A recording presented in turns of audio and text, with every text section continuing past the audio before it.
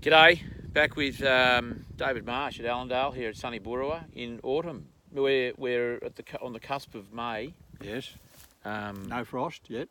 No. Maybe one tonight. Couple tonight. You put $10 on tonight. Well, they're saying 1 degree, so they'll probably be a little bit wrong. It's true. Yeah, we lit the fire last night for the first time. Did you? Yeah. Right, okay. We've put it off.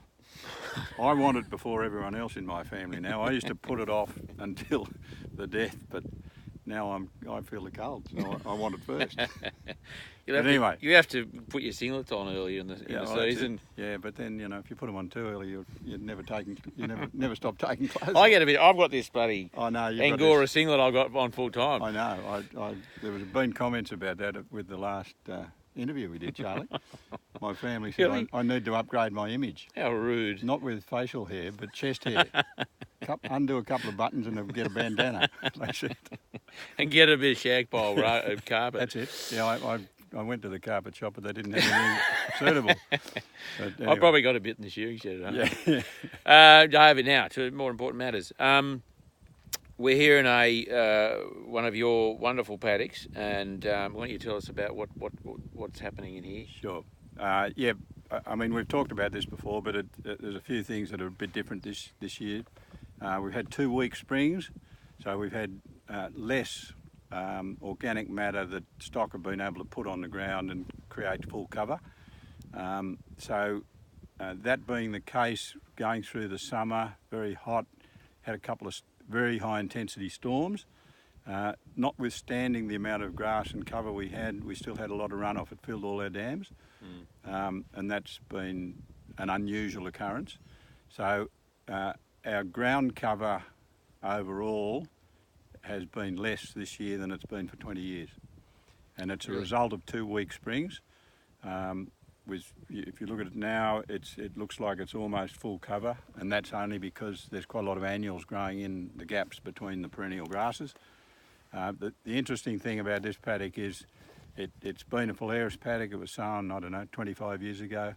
It's always been pretty much a phalaris paddock with a bit of clover, but it's very quickly transitioning into, the phalaris is still here, and it's a winter active species, so it's very valuable, but there's a lot of these native perennials that we've got going here, the Paspaldium and the native millet, umbrella grass, wallaby grass, which is an all year round grower.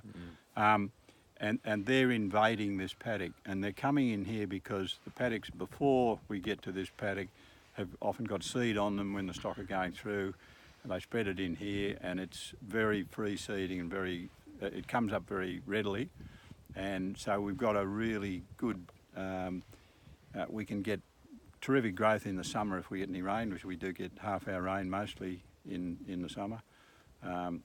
As in all cases in Australia, the yearly average tells you very little. The monthly average doesn't tell you much. It's really the weekly average, what's happening from week to week that dictates what's going on in the paddock. But these paddocks they've had no inputs for 20 years. This year we've got more broadleaf weeds. That's a reflection of the bare ground that I spoke about. That'll be a temporary thing if we manage to get full cover coming back. So it's an indicator of your management, really. If you're getting lots of annuals, particularly broadleaf annuals, it's an indication that your cover levels have been low. Now that could be circumstance, or it could be management. But it's something to use as a tool to open your mind up to what you have to do to try and get the dominance coming back to the perennial grasses. So I guess, David, about observing and listening to that little message that the weed, in this case, the Patterson's curse is telling us, Yeah, because like when we started this, we went through a very weedy stage for a few years. We had lots of purple paddocks for a number of years, and it's one of the hardest things for people starting out with this, not to intervene when that happens. And you have to be able to, the words of Dylan Thomas, you have to be able to suffer under the eyes of the neighbours and the rattling under the eyes and the rattling tongues of the neighbours. The neighbours won't say anything to you, but I'm sure they're all talking about it. But you have to be able to we've learnt some things that tell you that that is going to be a temporary phase, and it is. And if you keep intervening or you keep concentrating on the thing you don't want, you will continually create the conditions that it likes. So it's hard, but you've got to think about graze for what you want, not trying to get rid of something you don't want, because it works in reverse. If you're trying to graze out the Patterson's curse, you will always create bare ground, which makes thistles and Patterson's curse want to come. So just ignore it. It's hard, but it will change, and it'll change quite quickly. 20 years in the history of the world is just a flash of an eye. So don't be concerned about weeds. Everyone is, but try not to be, because it will change into something less weedy. And one thing that big mindset change for me was those years ago was my attitude to weeds. They're my friend in a way. That we look at them and go, well, you're trying to tell me something that's actually really beneficial, and we can adjust management accordingly in a focused way. Yep. And again, as you say, not to focus on the weed and get rid of it, but to say, okay, well, I need to do something differently if I'm to move that out of this scenario, if that's indeed what I want to do. Yep. But it's really the messenger, isn't it? Yeah, we're so keen to control, so that's why we spray weeds, because we don't like the look of them, because they don't. We think they don't make us any money. They're actually fundamental to the building of soil health, so that other things can take over. And you won't get rid of all the weeds. It's folly to think that. Once something established in the environment, it will be there. But you can manage so that the process of succession leads to a higher level of plants, which are the perennials. So the early successional stages, they're the shock troops that come in to cover the ground, because that's what the world's always trying to do, covering itself with plants. And yeah, I think people tend to get very observant when they get down this sort of regenerative agriculture track. You're constantly looking at what's going on in the paddock, because you're desperate to see some change. And it's very exciting when you start seeing a lot of it, and we're excited all the time now. I don't look. We are inside. I'm just bubbling over. I guess that's our perspective, human perspective, but also one thing that I often contemplate is the stock's perspective on weeds. I mean, it's a source of nutrients. It creates a diverse pasture base, diversity in their diet, and from a health point of view, that's fantastic. From a meat quality point of view, that's essential. So really, I'm really happy to see, the diversity in our pastures and what we used to call weeds. But what we think stock want to eat. Yes. Is given the lie to as soon as you open the gate, because they generally go for the things that we think are bad. That's right. Like we used to have and we still have paddocks with a lot of dandelions in a time, and they've got a taproot as thick as a pencil and goes down for a metre at least, and they're the first things that stock want to eat. They love it, and it accumulates. Is it calcium? I think I'm not sure. Something to do with the calcium part of it. I'm not a technical man. But the main thing is that the process of evolution has been to continue to elaborate and diversify the biota, and that should be reflected in your pastures. I mean, the agriculture we need for the future, the consequence of our management should be to increase diversity and soil carbon, not diminish it, which is what we've been doing for the last 200 years. One thing, just on diversity, David. One thing that I love about Allendale is your diversity of your vegetation, not just on the ground but in the air. Your trees. We're in a paddock that is. It may be 4 hectares here. It's just a 4 hectare paddock, but it's completely surrounded. It's apart from the south, it's even got there's a fence just there. Trees right around, and the microclimate that you've created here. And there's a lot of science around it now, isn't there? Well, there is.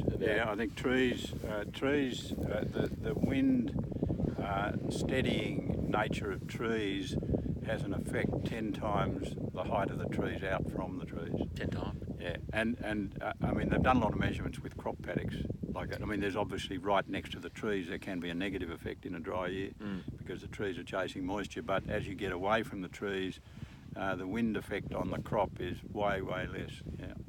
And there's was it you that mentioned the other day, you know, a landscape, just in general terms, a landscape with 20% ground cover. Certainly in a cropping situation, there was a 30% increase in profit or something. Was that? Yeah, or maybe it might have been Hamish Mackay saying that. Not sure about that, but I think the accepted figure worldwide is that farming landscapes with 30% cover of trees, you won't suffer any production loss. I think that's maybe the one. Yeah. But I don't know whether people know Shane Joyce up in central Queensland. I think he's moved from Duke's Plains now, but when he was there, it's one of the case studies in the Soils for Life booklet. But yeah, the highest production they had was on country that had 40% tree cover. Fantastic. They were and he had a lot of measurements to show that. So that was a pretty significant finding. We were here in January, and you had before we had a couple of storms, but even the sense of well, I don't know what it was exactly. It's going to be an important word, this, Charlie. When it finally comes out, when I find it. Well, it was sitting in between some, in your paddocks, and the grass was green. Yeah. There wasn't that the heat just to get out of Allendale. It was really quite an oppressive January. And then to be in your paddocks where there was green grass, it was still growing, and there was just this sense of degree of comfort, I guess, because of the microclimates that you were creating. Yeah, well, I mean, I think we have to be straight with everybody that Burrawa this year has been slightly favoured. Last year was a very dry year. We had 30% less than our annual average. That's a significant deficit. But we did have a storm in December that was very destructive. Did a lot of damage with trees and created a lot of, there's plenty of firewood on the ground around Burrawa because of that. But then we did have another storm in January and another one in February. They were both incredibly intense storms. I've never seen rain as heavy. But because of that, the one in January, there was quite a lot of growth on all these summer perennials after the destructive storm in December. But then we went into this incredibly hot January, and we had, I think, 10 days over 40 degrees, which is very unusual for here. And I thought, we're going to lose all this greenery that we've got. But actually, it was there was enough moisture in the soil because of the cover and the amount of water we captured to let it. It went a bit purple and blue, but then when it rained in February, it just took right off, and it's gone to seed twice, which is wonderful. And you often see that with the native species, that they're adapted to very variable and tough conditions. And so if you're grazing and moving, you might be grazing plants that have got seed on them, they're spreading them, and then they'll green up and they'll go to seed again. And we're going to look at a bit of that in another paddock in a minute. Well, let's go to the other paddock. Right.